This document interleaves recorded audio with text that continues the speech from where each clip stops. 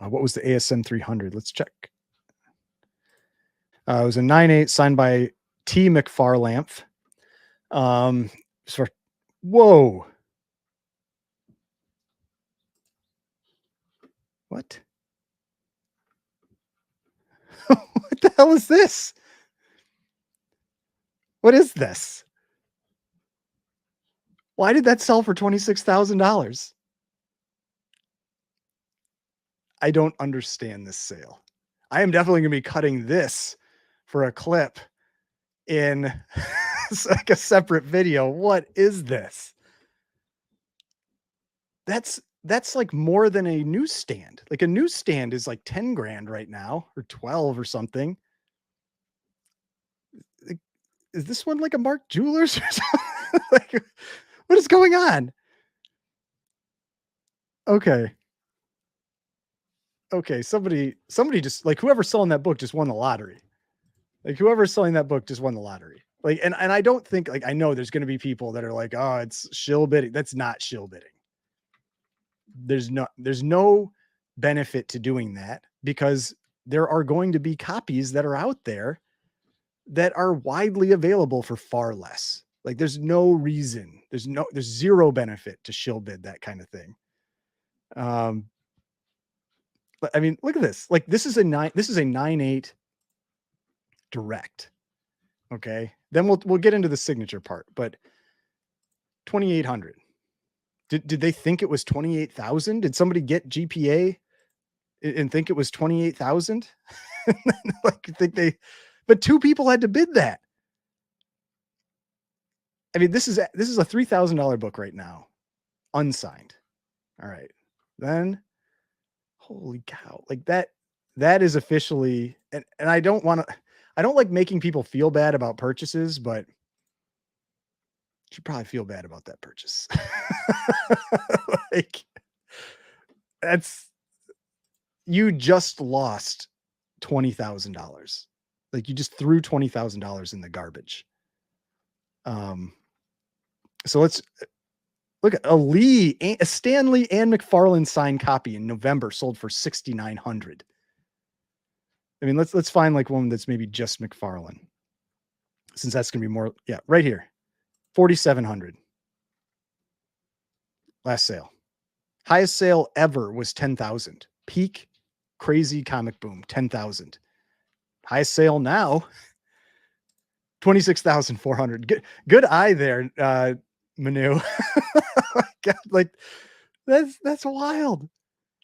I don't think it, like people talk about this money laundering thing. It's just like I don't think that's what this is. Like everybody loves to jump to these like ridiculous things.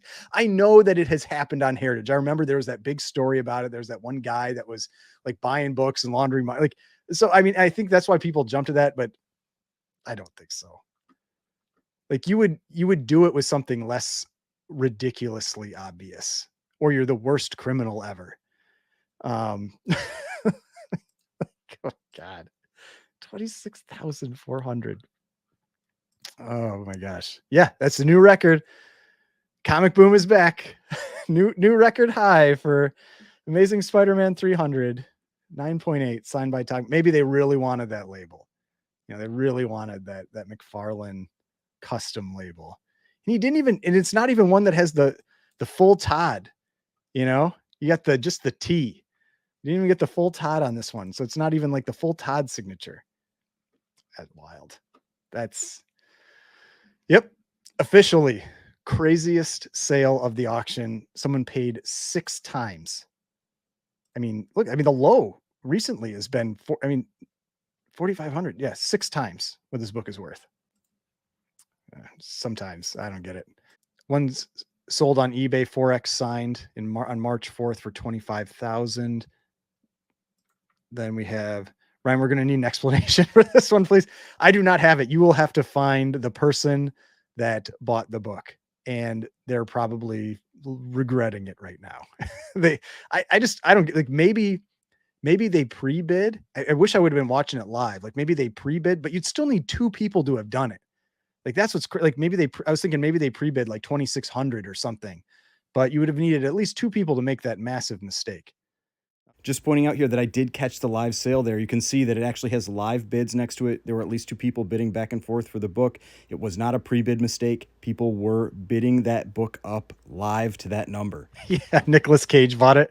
That's it's a possibility. Maybe he just doesn't care. I have to think there's a Todd McFarlane signed copy that's on the like eBay right now. We're gonna go look. We're gonna look on eBay.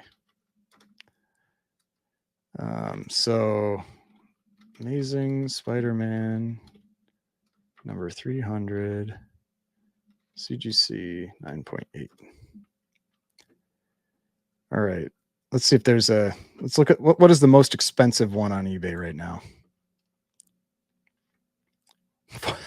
Maybe they saw this. Maybe they saw this listing and they're like, I'm getting a deal.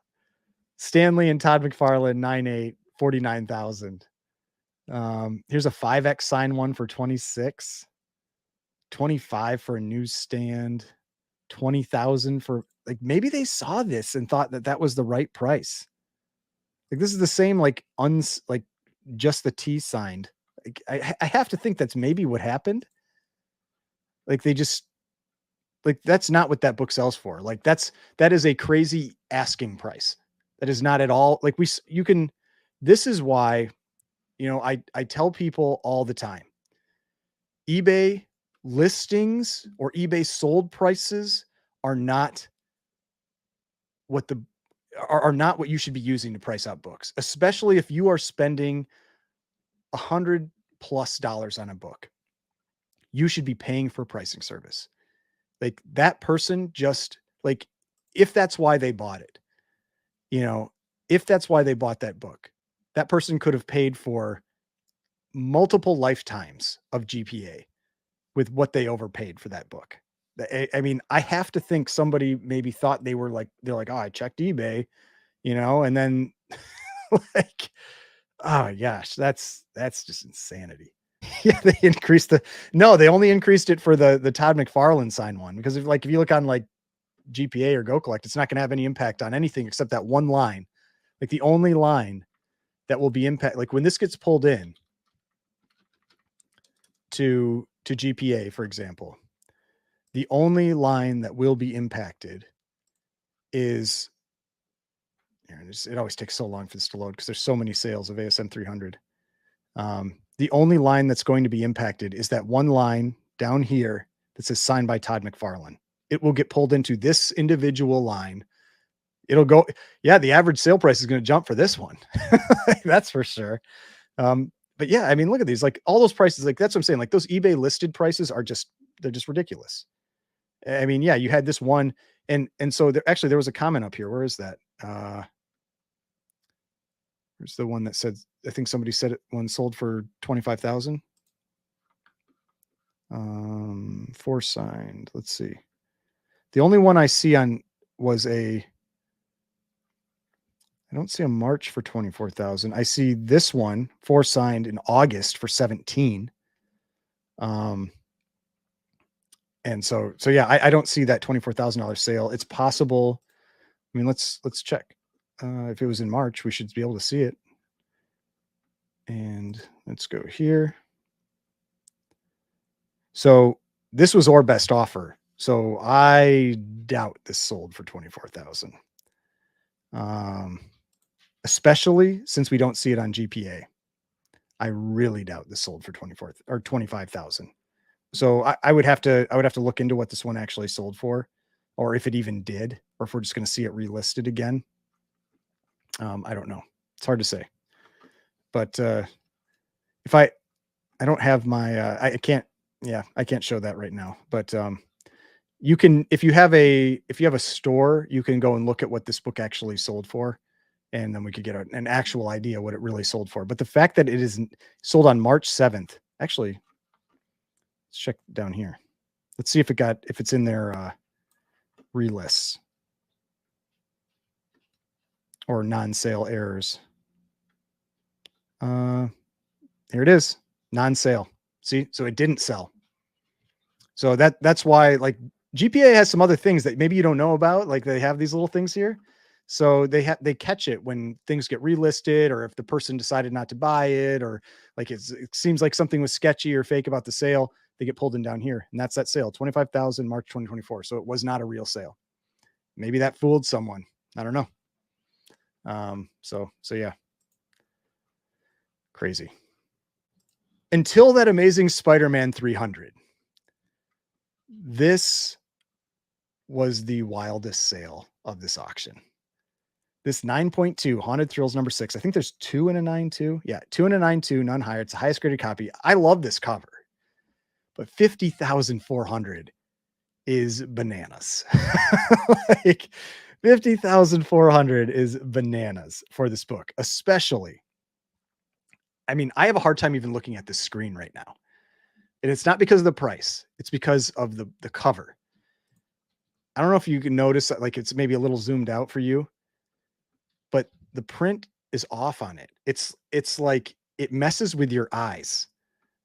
The ink wasn't put on in alignment, or it was like, it's almost like it was either put down twice or it wasn't put on in alignment. Like I'll show you. I'll show you another copy. What is it? Haunted Thrill. Was it Haunted Thrills number 6?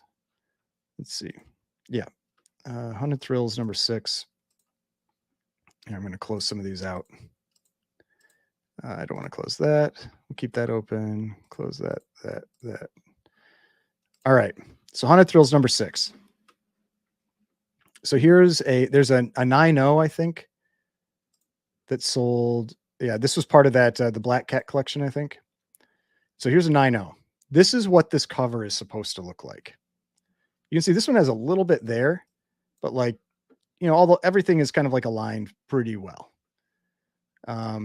This one, everything is shifted, like over here on the left side. Like, look at that. Like everything like is shifted, and it's got this almost like this, like yeah, it's off register. Correct. Yeah, it's bad registration, and it really, like, I have a hard time even looking at it. Like it's almost like it's not quite an instant headache, but it's kind of like it almost instantly crosses my eyes. Like that's what it feels like. It just is messing with my vision every time I look at it. And it's sold for like this insanely huge number. I mean, $50,000 for this book. I mean, looks like the other copy, the other 9.2 is a River City pedigree. Let's see if there's a picture of that one. We could use that one for an example. Yeah. Heritage. Oh man, that one is killer. Look at those. That is a deep color. That is perfect. Like that's a perfect copy. I mean, grant it's a 9.2. It's not perfect. Like there's little things, but like, I mean, just, yeah, this 9.2 is superior to this 9.2, and not just because of the being off register, but it being like just the color strike and everything. But oh man, yeah, it just messes with my vision. But I mean, when you look at the price, I mean, it's just like two people really wanted it. Two people really wanted that one, and yeah, I don't know. I don't think that that's going to necessarily bump prices of lower grades. I think that I think it's an outlier, but we'll see. I'm sure people will ask higher prices now for that book. It is a cool book. Like it is, of this run, it's probably my favorite cover of the run. I think it's just such a cool cover.